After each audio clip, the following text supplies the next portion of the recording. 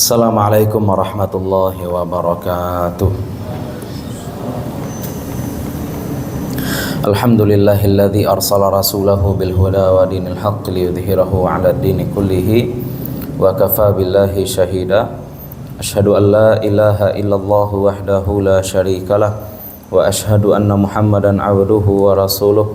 Allahumma salli wa sallim wa barik ala hadzal nabiyil karim nabiyina wa syafi'ina wa habibina Muhammadin wa ala alihi wa sahbihi wa man tabi'ahum bi ihsanin ila yaumiddin. Fanawaina ta'alluma wa ta'lim wa naf'a wal intifa' wal ifadata wal istifadah wal hatha ala tamassuki bi kitabillahi ta'ala wa bi sunnati nabiyhi sallallahu alaihi wasallam wa du'a ila al huda wa dilalata ala al khairi ibtigha'a mardatillahi wa sawabihi wa qurbihi. Allahumma 'allimna ma yanfa'una wanfa'na bima 'allamtana wa zidna ilma. Bapak-bapak, ibu-ibu, para jamaah yang dimuliakan Allah, puji syukur kehadirat Allah Subhanahu wa taala. Salawat dan salam mudah-mudahan senantiasa tercurah untuk Nabi Muhammad sallallahu alaihi wasallam. Mudah-mudahan dilimpahkan pula untuk keluarga dan para sahabat beliau serta kepada siapapun yang telah menyampaikan ajaran beliau kepada kita. Mudah-mudahan kita, keluarga kita, anak cucu kita semuanya tetap berpegang teguh kepada apa yang telah dibawa oleh Nabi Muhammad sallallahu alaihi wasallam, sehingga nanti di akhirat kita bisa dibangkitkan bersama-sama dalam barisan beliau dan mendapatkan syafaat dari beliau. Allahumma ftah lana waftah alaina waftah bina. Pada pertemuan sebelumnya 2 minggu yang lalu, ambo mau izin Jumat petang ibu ya, izin tempo sekali. Jauh kalau buat basuang. Kita sudah membahas tentang al-amwalul lati tajibu fiha zakah, harta-harta yang wajib dikeluarkan zakatnya, ya, harta-harta yang wajib dikeluarkan zakatnya. Kita sudah bahas tentang emas dan juga perak yang wajib dikeluarkan zakatnya. Kita terangkan juga bahwa perhiasan itu tidak ada zakatnya karena Nabi SAW katakan la zakata fil huli, tidak ada zakat pada perhiasan. Dan kita juga terangkan bahwa kewajiban zakat emas dan perak untuk konteks saat ini berlaku pada mata uang, baik itu uang kertas ataupun uang elektronik. Nah, pembahasan kontemporer adalah bagaimana jika mata uang itu berbeda, apakah digabungkan nisabnya atau tidak. Pitih real gitu nyubara petang zakat ke bu 85 gram ameh 30 ampe ameh 30 ampe ameh itu berapa pitih awak gitu. 1 gram emas berapa? Apa? Sameh ampe juta, ampe sangah. Ya, nah ampe sangah juta kali 30 ampe. Iya mana kan? Ampe 5 kali 30 ampe 153. Ya. Jadi seseorang punya uang dolar, dia punya uang dolar 5.000 dolar. Contoh, dia punya uang dolar 5.000 dolar dan punya uang rupiah 100 juta rupiah. Kalau digabungkan dua uang ini maka sampai lebih 1 nisab. Kalau digabung, tapi kalau dipisah maka tidak sampai 1 nisab. Maka kalau dalam kaji, kalau kita pakai standar di masa Rasulullah di mana nisab emas dan perak itu tidak digabung, berarti juga masa sekarang jika mata uangnya berbeda tidak digabung. Tapi ini kita sampaikan bukan membuka jalan untuk lari dari kewajiban. Tidak untuk gali ya yo. Gali ya. Piti sebenarnya lagi 150 atau 200 juta enak. Nah 100 juta dibawanya ke money changer. Itu kan jadi anu aja, jadi dolar. Enggak ya, bukan untuk lari dari kewajiban. Hukum di alam, hukum dunia ini bisa kita lari, banyak cara-cara lari dari hukum dunia ya. Tapi niat itu adalah antara kita dengan Allah Subhanahu wa taala. Selanjutnya kita juga sudah bahas tentang zakat tanaman, zakat makanan pokok, zakat buah di mana tidak semua tanaman itu wajib dikeluarkan zakatnya. Yang wajib dikeluarkan zakatnya itu apa? Makanan atau buah-buahan yang punya gizi kompleks. Kalau di masa Rasulullah sallallahu alaihi wasallam, buah yang wajib dikeluarkan zakatnya adalah kurma dan anggur. Kurma dan juga anggur. Kalau tanaman zuru' itu adalah gandum. Nah, gandum itu kemudian dikembangkan dengan qiyas, berlaku juga untuk semua biji-bijian. Nah, biji-bijian disimpan lama, bisa disimpan lama, kemudian punya kandungan gizi yang kompleks. Ya, dalam artian makanan pokok.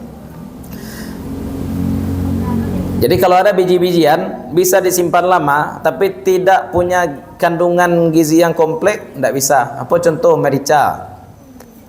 Merica bisa disimpan lama? Bisa. Kalau makan merica saja tiap hari le aman awak? Dah, cobalah ya. Dah, merica, buah palu, cengkeh. Itu ya buah-buahan, ya biji-bijian, ya bisa disimpan lama betul. Ya, tapi tetap kita katakan itu bukan makanan pokok atau zuru'. Ya, karena ada juga memang tanaman-tanaman yang ditegaskan oleh Nabi sallallahu alaihi wasallam tidak dikeluarkan zakatnya. Ada qitha, ada betik, ada rumman, ada buah delima, ada semangka, ada sayur-sayuran hijau. Itu tidak dikeluarkan zakatnya.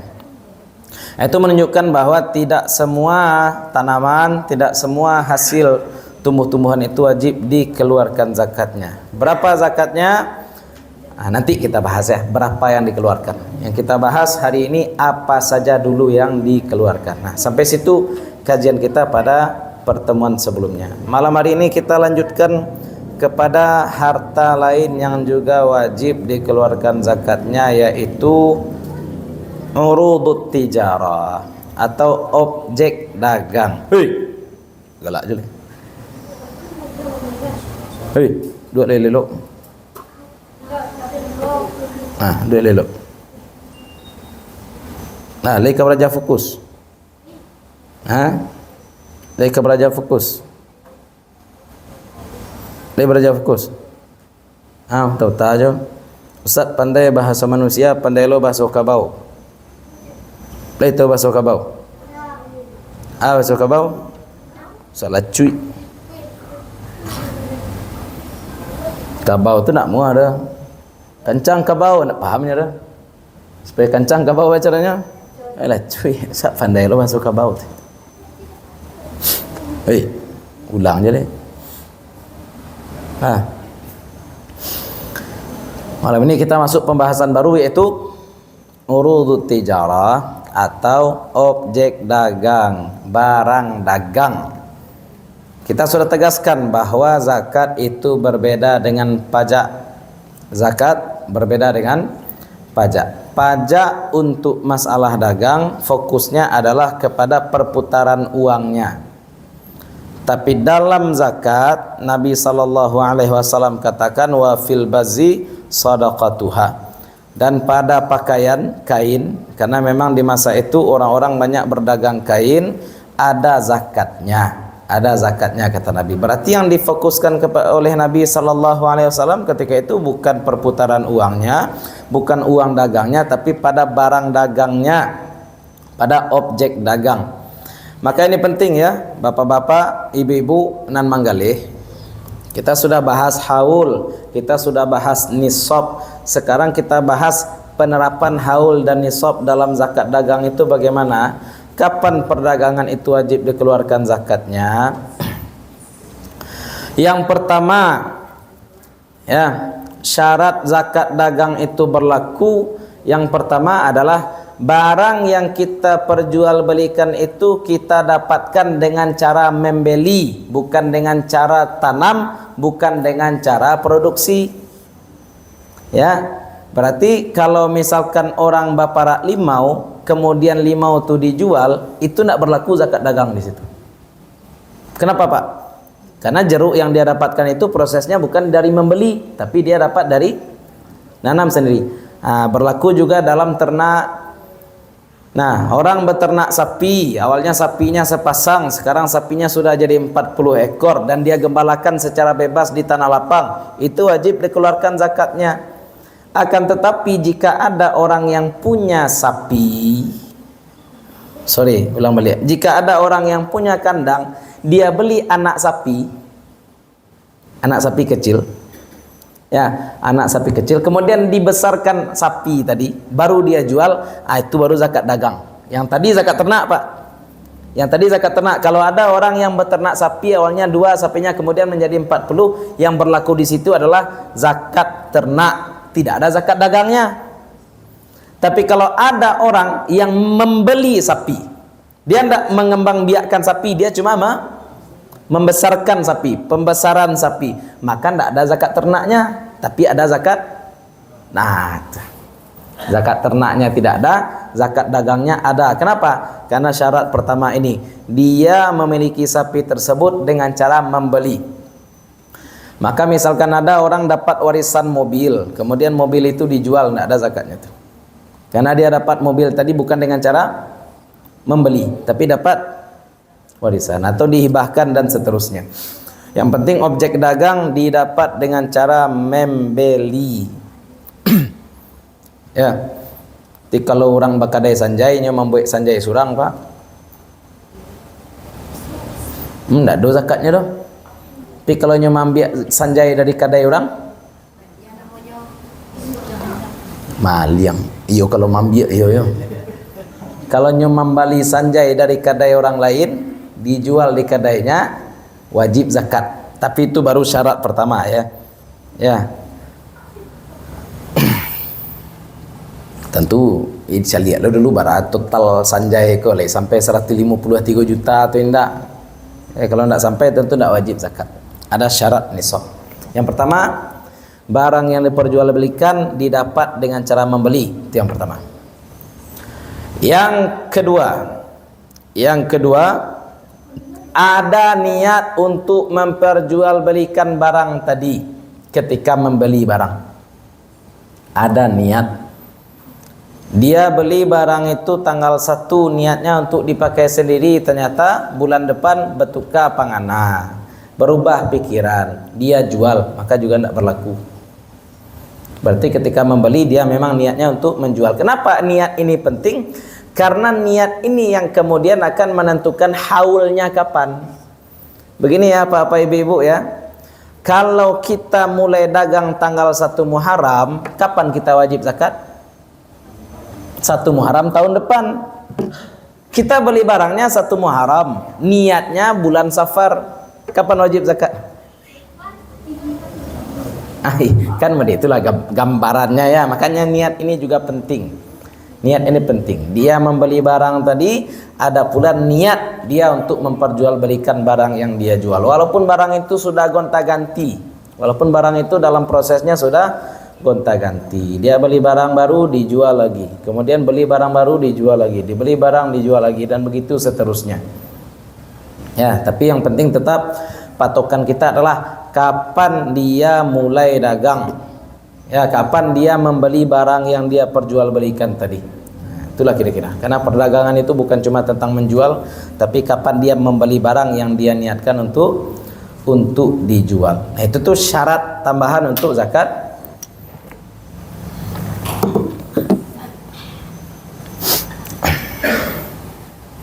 Cik Sat tadi. Cik Sat tadi. Cik Sat tadi. Dia Ustaz. Ya, tu basuh kabau. Tempatnya Ustaz. Itu makanya terdengar Ustaz. Durang terdengar sedon. Ustaz. Jadi itu. Ulang ni nak.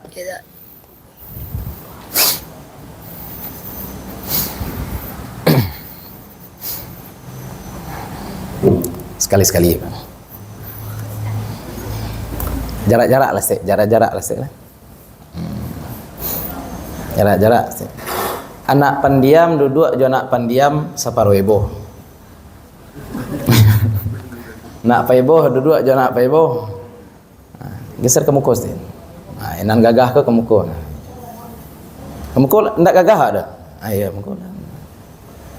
Nah. Sampai mana ke tu?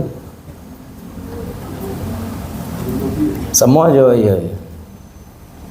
Ayo oto ku kawat ke bapak ayo. Kalau bisnis oto cik saja oto di Pajua Baliannya lah masuk zakat sekali itu nak. Ya.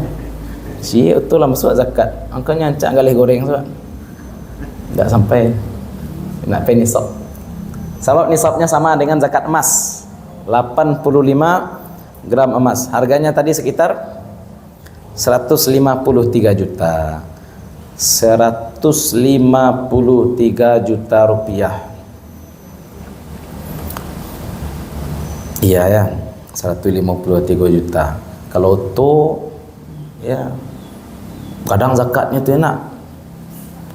Kalau ada orang punya showroom, dia baru mulai dagang tanggal 1 Muharram.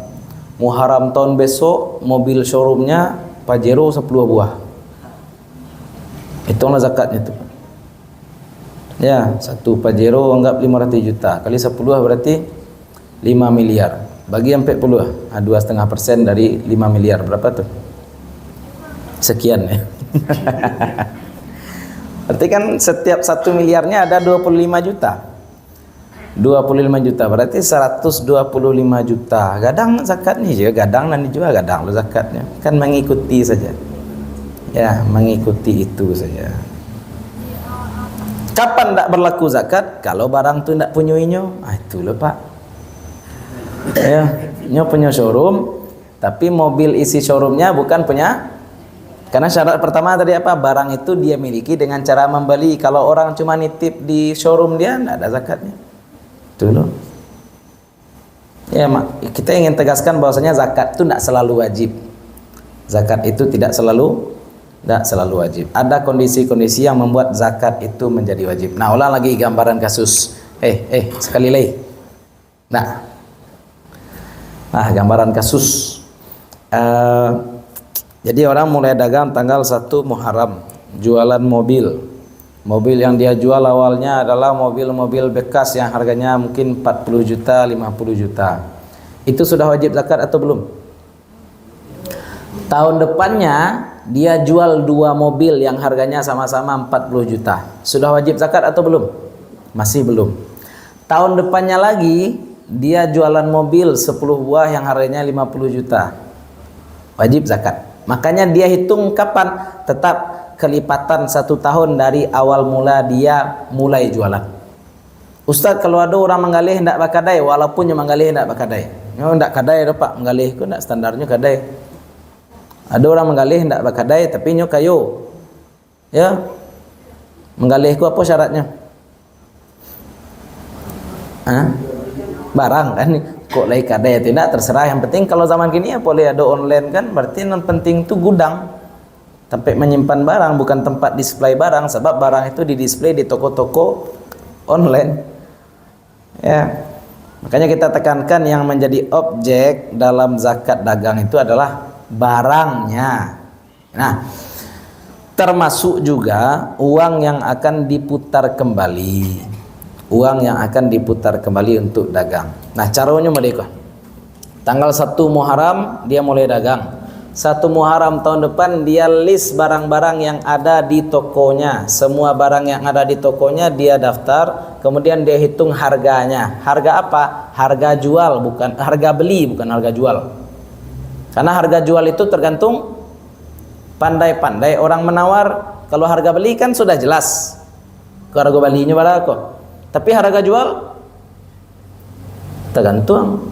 Kalau orangnya yang membeli pandai menawar bisa murah. Kalau orang yang menjual pandai menawarkan bisa mahal. Iya kan? Maka yang kita jadikan patokan bukan harga jual tapi harga beli. Nah, boleh jadi ini isi toko kalau dijual semua totalnya bisa 200 juta. Tapi kalau dihitung modal ternyata cuma sekitar 100 juta, maka tidak wajib bayar zakat.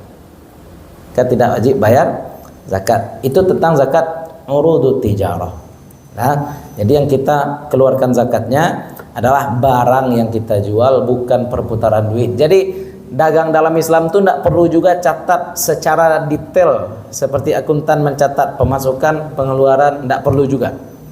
Ya, yang penting kita hitung real barang yang ada di toko hari itu 1 tahun setelah kita mulai dagang. Ya. Makanya kalau jasa tidak ada zakat, umpamu tidak ada zakat. Di masa Nabi pun tidak ada zakat jasa ya. Karena jasa yang dia jual bukan barang tapi keahlian dia. Apa contoh jasa? Laundry. Hah?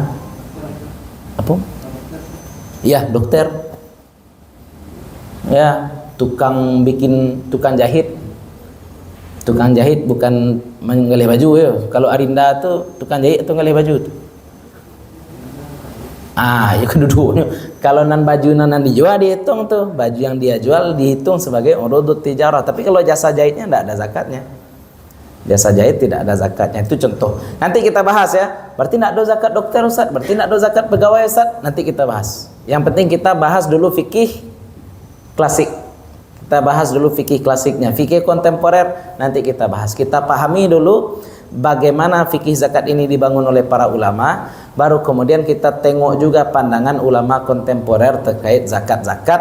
Karena pemasukan itu terus berkembang. Kalau di masa Nabi orang kaya itu orang yang sukses panen. Ya, kalau cerita-cerita dulu adalah orang-orang kaya adalah orang yang sukses panen. Kalau zaman sekarang, YouTuber ya. Sekarang yang kaya itu adalah orang-orang yang membantu cuci uang pejabat. Wah, kok agak barik kaji. Itu gambaran ya. Nah kita lanjut. Setelah zakat urudut tijarah, zakat dagang, apalagi yang wajib dikeluarkan zakat? Ada namanya al-ma'din atau al-ma'dan warrikaz. Al-ma'din itu adalah barang tambang.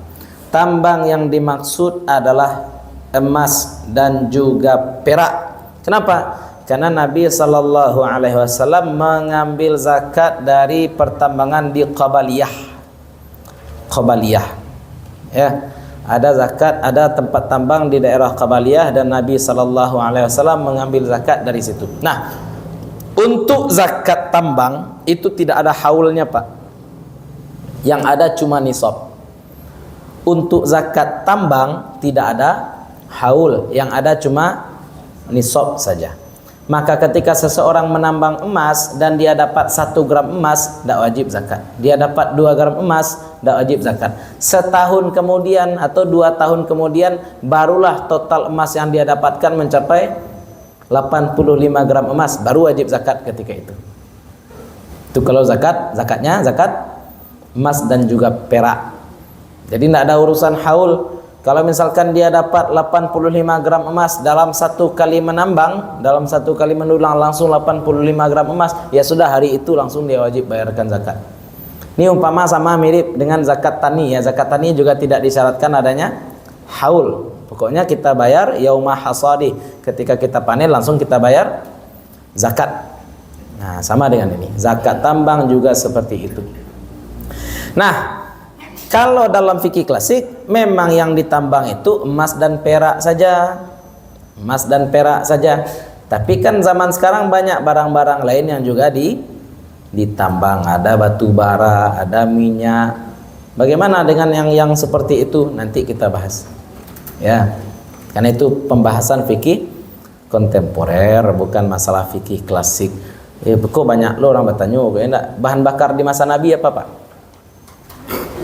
Apa, Bu? Kok air bahan bakar? Kayu, ada zakat kayu? Itu contoh. Ya, karena orang ketika membahas minyak bumi zaman sekarang, maka boleh jadi orang akan mengkiaskannya kepada emas dan perak karena sama-sama barang tambang, atau boleh jadi orang akan mengkiaskannya kepada kayu bakar sebab sama-sama bahan bakar. Kalau dikiaskan kepada emas dan perak wajib zakat. Kalau dikiaskan kepada kayu bakar tidak wajib zakat. Kan itu kadang-kadang ditemukan khilafiyah ulama kontemporer, Pak. Gara-gara dicari pendekatannya kira-kira kemana ini barang-barang baru ini. Kemarin kita bahas contohnya sawit ya, Bapak-bapak Ibu-ibu ya. Sawit kalau kita lihat dari bentuk buahnya atau bentuk pohonnya itu mirip dengan kurma enggak? Mirip dengan kurma. Tapi kalau dari fungsinya mirip kurma enggak? Enggak mirip dengan kurma. Kenapa? Karena orang bisa bertahan hidup dengan kurma. Sehari makan kurma agak 3, insya Allah tahan. Tapi kalau sehari makan 3 buah sawit, lihat. Nah, berbeda berarti ya. Ini berbeda walaupun bentuknya mirip-mirip. Ini kan buah-buah palem lah ya, pohon-pohon palem itu. Buah niro, buah niro kok kan jadi kolang-kaling nih orang. Karambia, anau, ya anau itu niro. Nipah berbeda. Nipah ya kan? Nah, itu bentuknya mirip-mirip, bentuk pohonnya mirip-mirip, tapi kurma itu beda sendiri. Kenapa kurma itu beda sendiri? Karena yang tadi kita sebutkan gizinya kompleks. Ya, gizinya kompleks. Makanya wajib dikeluarkan zakat. Nah, lanjut. Jadi itu tentang barang tambang. Terakhir ada namanya zakat rikaz. Rikaz itu harta karun. Kita gali-gali Pak, kita sedang merehab rumah, kita gali pondasi.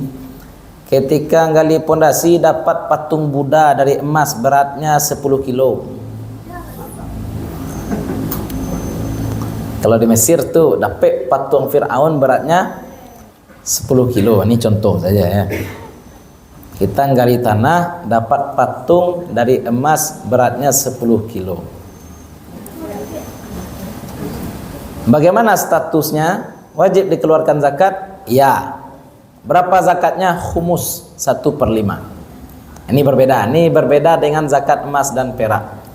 Yang terakhir namanya apa? Rikaz. Rikaz itu bahasa umum kita pakai adalah harta karun.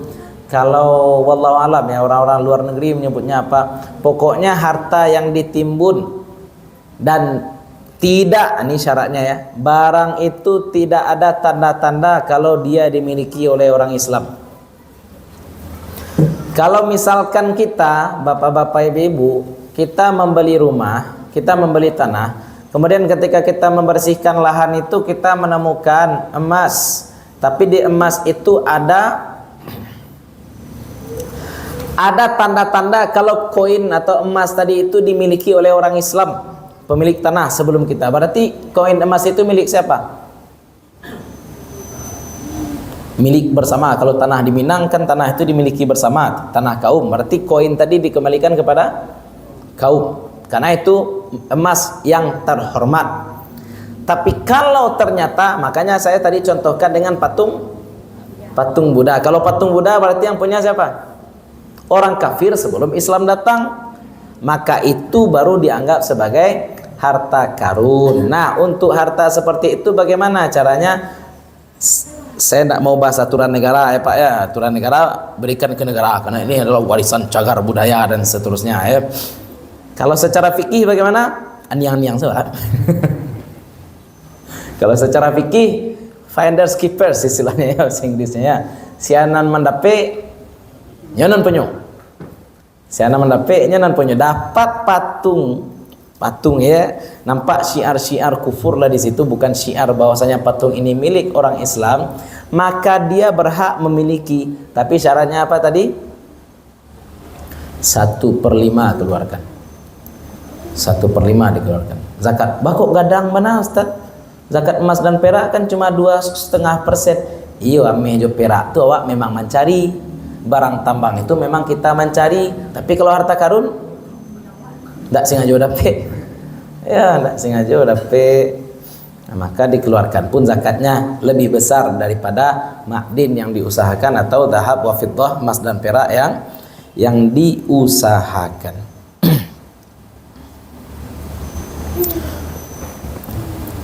Nah, untuk zakat emas dan perak, ini lagi untuk zakat emas dan perak.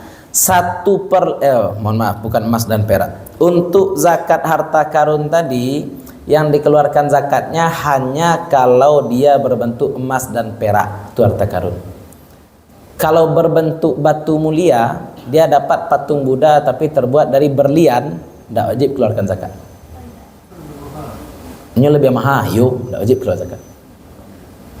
Kalau terbuat dari berlian, diamond. Ya, sebab itulah ya, batu kok berbeda dengan koin. Wallahu alam. Yang membuat batu itu mahal apa Pak? Saya nanantu batu sekolah. Yang membuat batu itu mahal apa? Hah? Enggak, momennya. Ketika musim mahal, ketika enggak musim, iyo, dulu kan musim-musim 2000-an balik ya, 2005 balik dulu musim mana tuh batu enak. Lumui pada dulu orangnya, Lumui Sungai Dareh. Kamu orang jual mahal, kini enggak. Iya, tuh kan turun ragu. Harganya wallahu alam ya, harganya tidak sestabil emas lah itu. Untuk batu-batu itu harganya tidak sestabil emas. Sama dengan berlian juga wallahu alam. Kata orang dulu berlian itu untuk alat potong-potong keramik saja dulu. Ya, sekarang justru berlian itu mahal ya, apalagi berlian yang agak kemerah-merahan, blood diamond. Nah, itu mahal. Nah, jadi harta karun apapun yang tidak berbentuk emas dan perak tidak wajib dikeluarkan zakatnya. Yang wajib dikeluarkan zakatnya apa tadi? Berbentuk emas dan perak. Nah, kalau dia dapat patung Buddha tadi tanggal 1 Muharram, dia keluarkan langsung tanggal 1 Muharram. Dia dapat patung Buddha beratnya 5 kilo. Dikeluarkan 1/5 berarti sekilo. Tinggal, nah tahun depan 1 Muharram keluarkan zakat emas lagi. Ya, yang pertama dikeluarkan zakat dikas, zakat harta karun. Nanti 1 tahun kemudian dia keluarkan zakat apa? Emas dan perak. Berarti dikeluarkan 1/40 dari 4 kilo. Berarti berapa tuh? 100 gram. Ya, 2,5% dari 4 kilo berapa? 100 gram. Nah, itu untuk tahun depan. Nah, tahun depan begitu juga 2,5% atau 1/40.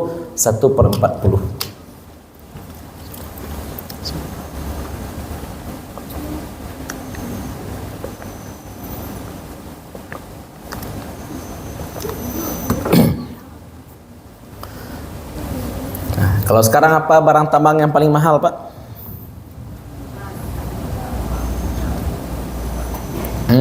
Uranium. Ya, iya uranium. Nah, bahas lo nah apa zakat uranium zat Allah alam. Ya. Kita bahas dulu seketik-seketik ya.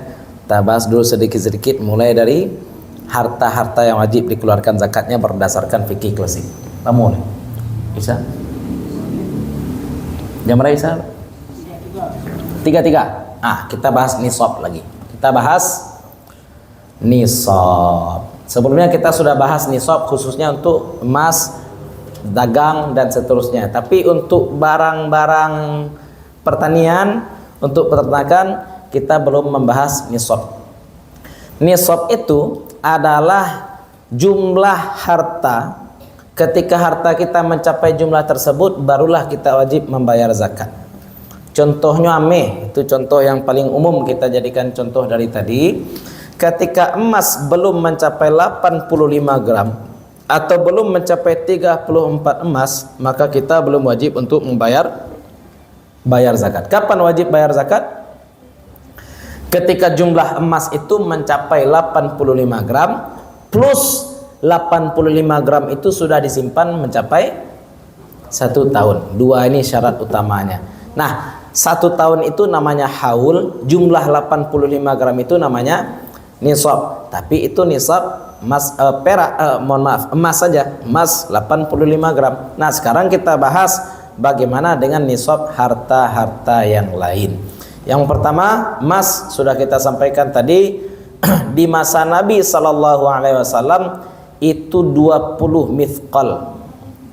20 mithqal atau 20 dinar ya. 20 dinar. 1 dinar itu beratnya 4/4, 4,25 gram. Berarti kalau kali 20 jumlahnya 85. Itu dari mana asalnya 25 itu? Karena beda ya Pak, setiap negara itu kan punya berat-berat koin. Kalau kita mungkin 1 koin emas itu dulu sameh itu 2,5 gram. Makanya itu dijadikan ukuran sampai sekarang sameh. Karena orang Minang pun tidak pakai gram sebenarnya kan. Gram itu kan sudah satuan internasional, sudah produk luar datang ke kita. Ya, orang kita ya pakainya dulu saameh, itu kan. Itu orang kita dulu. Tapi di masa Nabi juga berbeda, ndak saameh do, tapi 1 mithqal, 1 dinar, 1 koin dinar itu beratnya berapa? 4,25. Bayangkan ya Pak ya, orang dahulu ketika jual beli pakai emas gimana cara jual beli? Ini berapa harga kain? 1/2 dinar. Ya, baca ronyo, aduh balik piti 1/2 dinar. Ndak, dikasih 1 koin dinar kemudian dipatah kan? Kok sonsong piti sama dia itu. Kalau piti rupiah lebih sama dia itu Pak. Berapa harganya kok? Mau puluh, aku 100 Pak. Ayo, sentayos. Tidak bisa. Itu salah satu perbedaan utama emas dengan mata uang kertas ya. Emas itu dipotong-potong tetap berharga. Kalau mata uang kertas dipotong-potong hilang harga. Hilang harganya. Lah, itu emas. Nah, kalau untuk perak, perak itu 200 perak, Pak. Ya, kalau perak itu 200 perak.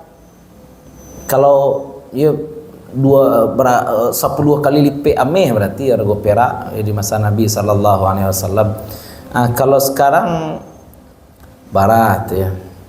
Ukurannya barangkali 600, kalau Syekh Mustafa katakan 672 gram perak. 672 gram. Kalau ameh berapa tadinya? 85. Kalau perak 672. 672. Tahun 2021 ambo membuat cincin perak, harago perak upahnya ya 300 Pak kalau mengambil cincin gue enak. Tapi ambo tanya harago perak kok bara sabananya tahun 2021 harganya 11.000. Wallahu alam kini barang. Kalau antam perak 18.000, anggap sekarang 18.000 kali 18.000 berarti 12 juta. Ya, kalau hitung-hitungan jadi pitih, kalau emas tadi 153 juta, kalau perak 12 juta sekian. Cuma sekitar 12 juta sekian. Tapi kebanyakan ulama menjadikan emas sebagai patokan ya, bukan perak. Mayoritas ulama menjadikan emas sebagai patokan. Maka kalau ada di antara kita yang punya tabungan 12 juta, kalau ada yang punya tabungan 12 juta dan mengikut kepada ulama yang menjadikan perak sebagai acuan, wajib bayar zakat 12 juta. Tapi kalau bagi ulama yang menjadikan emas sebagai acuan, menerima zakat, Pak. 12 juta atau karena standar miskin kalau dalam fikih itu apa? Orang yang tidak punya tabungan untuk hidup setahun ke depan itu orang miskin tuh Pak. Orang yang tidak punya tabungan untuk setahun ke depan itu masuk kategori miskin. Anggap gini ya, tapi untuk kebutuhan pokok saja ya, bukan gaya hidup 1 tahun ke depan, tapi kebutuhan hidup. Ya, kalau misalkan dia sudah punya cadangan makanan di rumah untuk 1 tahun ke depan lah, itu tidak miskin lagi itu. Ya, sudah ada untuk pemenuhan kebutuhan. Nah, itu yang pertama, nisab zakat emas dan perak. Selanjutnya, nisab zakat hewan ternak. Nisab zakat hewan ternak. Kita tidak semua hewan ternak kita bahas Pak ya. Kita hitung saja yang paling rendah. Kalau zakat onta, maka dia harus punya minimal 5 ekor onta. Tabelnya ada di ya. Tabelnya lihat bobe. Kalau onta berarti minimal dia punya 5 ekor onta. Kalau sapi berarti minimal dia punya 30 ekor sapi.